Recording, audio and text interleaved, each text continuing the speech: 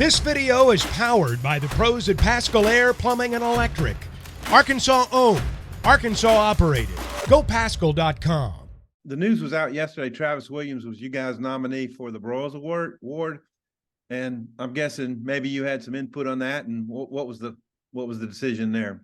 Well, I think that he's done a really nice job in all facets, of being a role model to these guys, getting them to play hard. We certainly have improved statistically, and he's done a really nice job. And so I felt like he's done as good a coaching job as anybody on our staff. And certainly we have some other guys that could have been nominated for it, but I just think the statistical difference in what we've had this year has been a great improvement, and I think he's earned that. Yeah, we didn't ask you on some injury updates other than Kudus this morning, but I think you've got like Braxton and Singletary and Jashad Stewart. Are any of those? What's the updates on those guys? Stewart's ready. Practice. Oh, excuse me, Jashad. I thought you were talking about Keon. Jashad probably won't play. Braxton, he's practiced, been in green. I don't know if he'll be healthy enough to play or not. And who else did you say, Tom? Oh, well, Singletary, I believe. And Singletary's practiced as well. I don't think he's full speed yet, but we still have a lot of time. But he's practiced, and so he'll probably be more game time. What he does in warm-ups and all that. But Braxton's probably the furthest. Him and Stu are probably the furthest away. I don't think Stu will be able to play, but I believe Braxton might have an opportunity to. For Stewart, you got to feel bad for him because he's been dinged up a lot of the year. What's gone on with him? I hate it. And what a great kid from Arkansas, loves the Hogs. Just it seemed like one nagging injury after another, hamstrings, growing pulls, things of that nature. But it's a little bit, happened last year as well. So we've been working on his flexibility and things of that nature, but he's strung tight now, and we know that, and we've tried to work with some massage folks and stretching and all that stuff, and just been unfortunate for him. Coach.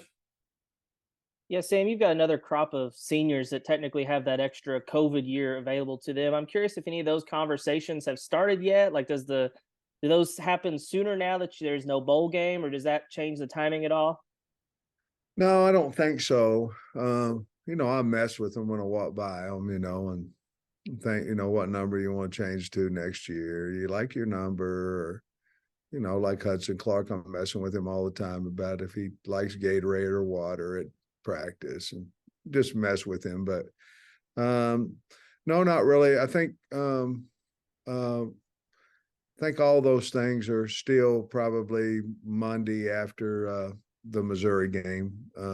There'll be a lot of things happen that day, I'm assuming, as far as we want to find out who's going to go in the portal and who's going to stay, and who, all that kind of stuff. That usually starts happening Monday, and we understand there'll be kids that go in the portal. There'll be kids that go in the portal in every team, and we'll see what happens on that day. But that we'll probably save it till then. And you mentioned on the SEC call this morning about how important KJ has been to the program, and hopefully you can send him out on a high note. But he's another one of those guys that technically has an extra year. I mean, are you operating under the assumption that he's got 2 more games left and then moving on to the NFL, or is there a chance for him to come back? Yeah, he sure hasn't. We haven't spoke about that either with him. I think probably going into the season, we thought definitely this would be his last year, but I don't know where he stands right now. And again, the portal doesn't open up for a week after, or 8 days after our game, or whatever it is. So we'll have plenty of time to sit down and talk about it. But I don't think, usually used to the senior walk really meant something, and it does to the guys that definitely know, but I don't know that the guys that are out there walking are necessarily not going to do it again next year, obviously with the COVID +1. Greg. Andrew basically took both of my questions, but I was wondering how KJ is responding to everything this season in terms of, being the leader that he's been and kind of the face of the team in a lot of ways, with the senior year not going the way he'd hoped. Yeah. Well, I'm sure it's been disappointing to him. I mean, if his actions in practice and his leadership on the team are indicative of how he feels, I mean, he feels good. The problem has been all year that we've really never got into a rhythm, a consistent rhythm, either running the football or giving him time to throw the ball. And so I'm sure that's been very frustrating to him. Been frustrating, to be honest with you, for all of us. But he's been good with it. He's gotten hit. He's played through the hits. The other day, he was bleeding on his left hand and did not want to come out, did not ask to come out. So I think that tells you a little bit about what he feels about the program and where he wants to finish strong and things of that nature. So I've been really, really proud of him because, you usually can tell a lot about a person when they're going through tougher times and whenever everything's going real well for them. And so I've been real proud of him for that. Last year, you told us to buckle up, and there was, I think, 24 players that entered the transfer portal. Would you expect it to be anything as wild as what we saw last year, or more tame? Man, even when I was buckling you up, Trey, I wasn't ready for that express train. It was. I knew, there was going to be a lot. I don't know. I don't see anything like a year ago, but if it is, we'll adjust. But I don't see anything like that. The first thing we're going to try to do is look at the +1s that, obviously can help the team and things of that nature, and talk to them and see if we can get that going. But there's always, and there's always that one or two guys where you're going, man, I didn't see that coming. And but otherwise, I think we pretty much know at this point in time in the season, you can kind of tell by mannerisms and things of that nature who may go in the portal and who may not. But there'll be a surprise, I'm sure, like every squad has. By +1, you mean the 18 seniors that have another year? Yeah, the COVID. Yeah, the COVID guys. Yes, you can get that 5th year from COVID. Those guys. You kind of answered it a little bit, but you expect a decent number of those guys to come back? I know you said you hadn't talked to them, but just I do. Yeah, I really do. I think, I think we'll have a high number of those guys. I think, the way the season's been, obviously everybody's disappointed. And of course we have 2 games, the season not over. We have 2 very important games. But I think with how it's gone, I think the team, for the most part, I think the kids want to be here and they don't want to leave out. I think we had some success, and I think they want to go back and prove that we can have it again. And so I think a high majority of those guys could come back. Thanks, Coach. Thank you. Mason. Yeah, Coach, we've seen some JUCO guys reporting offers from you guys. I was wondering if there's a specific position that you guys are looking for in the junior college ranks. Yeah, I think there's several. And I'll say this: I don't know a lot of difference right now in JUCO and portal transfers. They've played. It depends on what their competition's been, all that kind of stuff. But certainly. We've got to do something with the offensive line. And then you can look at each position we have, and you probably, in all honesty, could have a pretty good idea because you're familiar with the program and follow it. And you could probably have a pretty good idea of where we might go in the portal or in junior college to enhance our football team. And I don't want to specifically say, I think everybody knows that we've got to go get some offensive linemen. But other than that, I'd rather not really go into much further than that right now. But we're certainly trying to improve our football team. And there are positions that we need to do that on. Obviously, I just don't want to talk specifically about those, if you don't mind. And then I saw last week you were at that event with Justin Moore, the NIL event. I wanted to ask you, as far as your program goes in NIL, are you kind of pleased with where that's at, and how much are you talking to recruits about it when you have them in and all that good stuff? I think everybody wants more money than they want a pool of money that collectives can bring that can help your program and make you competitive around the country. We're not talking specifically about that much. That's really with the NIL department, but the money, the funds that are there, obviously we need to grow that budget. And once we do that, we can become obviously more competitive in recruiting. Thank you. Daniel. I was wondering, just as the season has kind of progressed, has you or anybody else's on the staff's like communicative style changed or shifted, or have you felt the need to do that at all?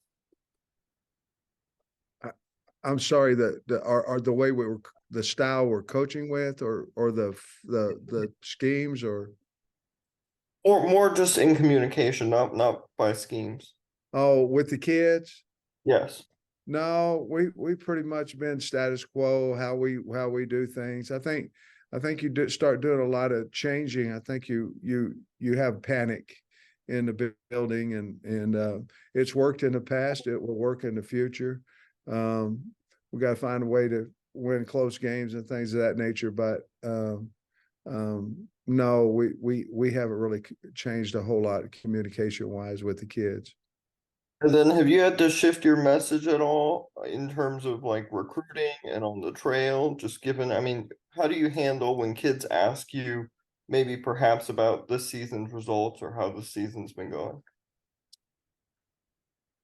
Well, I just, it's recruiting, I mean, you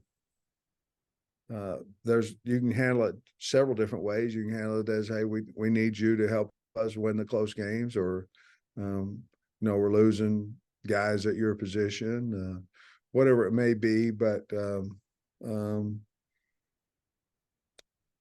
no, I don't think there's a lot of difference in what we've done in the past as far as where we're at recruiting. We've got, I think it's 18 guys committed to us, and I think probably the most we'll do after that is coming through the JCs or the portal, depending on how many scholarships we have available. Some of those guys we probably haven't even talked to yet, to be perfectly honest with you. The junior college guys, they want an opportunity to play right away, and so they have to come to me. They have to come watch a game. I can't tell them where they can play right away or not. They come to watch a game, watch us on TV. They'll figure out whether they think they're better than somebody that we have on the field now. And if they do, then obviously you have a much better chance of getting them. Jackson. Hey, Sam, any chance this rest of this season, especially with Patrick's injury, that you could maybe get Devin and Andrew on the field together? And then, just moving forward, that's 3 young O linemen when Patrick returns. Is there any way to get all 3 of those guys working together on the offensive line? I think the way that could happen is you could move. I think the only one that you really could move inside is Kudus. And certainly we've had discussions about that. But certainly to get them all 3 on the field at the same time, Kudus would be the guy to move inside. I just think you're going to need spring ball to do that, but to get them all on the field, that would be the way to do it. And is there one of the two between Andrew and Devin who maybe would be better flipping over to the right side? Yeah, I think Devin would be better staying at left, and Andrew would be better. Chamblee, yeah, Andrew would be better going at right. Devin would be better staying at the left side because, well, I don't know that for sure, but we have done that already with Chamblee in practice, and he seems to be doing just fine with the ability to do both. Gotcha. And it wasn't much, but the record seemed to indicate, Dozier did get a snap against Auburn, his first time playing, I think, since Western. Any chance maybe he gets some action over the last 2 games? He sure could. Obviously we've got really the guy that's we're probably because of the number of games left that we're watching is Griffard. Ian, he's at 4 and we would like to keep him there, to be perfectly honest. So the other guys have opportunities to play. Certainly, we would rather Dozier play in a situation that's certainly different than the one he got into the game the other day. But it just helps some comfort knowing that you can put them in the game, but there's really not a plan for anybody that has not played a lot of ball to necessarily get extra time. Maybe Augusta. Augusta, maybe him. He may play a little bit more Saturday. Thanks, Sam. Wrap us up, Trey. Yeah, I just had one, Coach, just off of what Mason said, but compared to your peers, do you like Ole Miss, Missouri, Auburn, et cetera, so on and so forth, do you feel like Arkansas has the NIL resources and NIL programs that allow you to compete on a similar level when it comes to players? I think there's no doubt, Trey, that we have the resources and all that.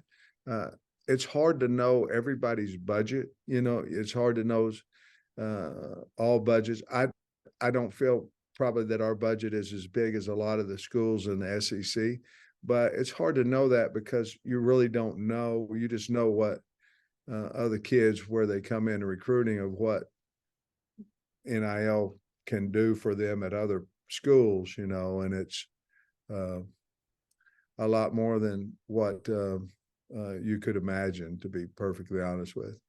Would you be in favor of legislation to make that more open and put caps on it, or are you fine with the way it is now? Well, I'm not fine with it at all, the way it is now. But I think there has to be some type of, if we're going to be an NFL type franchise, we probably ought to look at what the NFL's doing with their incoming, with caps, incoming players, because there's some guys on the team, Trey, in all honesty, that came in without NIL. And so the NIL is certainly a big part of recruiting, and you've got guys on your team that started for a while or whatever. And it's just like the NFL, where they had a starting left tackle, and then the rookie a long time ago came in and made a heck of a lot more money than he did. It's just, it's wild, to be honest with you right now. And so something has to give in legislation, because I remember 2 or 3 years ago when the kids at Texas, if they played O-line, got $20,000, in NIL endorsements or whatever. And I remember at the time going, man, we can't recruit at all. And now that's a drop in the bucket, so it's rapidly increasing. It's not monopoly money. And so we're in trouble in my opinion, across the NCAA with because it's not monopoly, it's real money that's being paid out there. So yes, I'd be all for somebody putting some type of restrictions on it. BetOnline is your #1 source for all your betting needs. Get the latest odds, lines, and matchup reports for baseball, boxing, golf, and more. BetOnline continues to be the fastest and easiest way to place your wagers, including live betting and your favorite casino and card games available to play right from your phone. Head to the website or use your mobile device to sign up today and get in on the action. Remember to use our promo code BELIEVE, that's BLEAV, for your 50% welcome bonus on your first deposit. Bet online, where the game starts.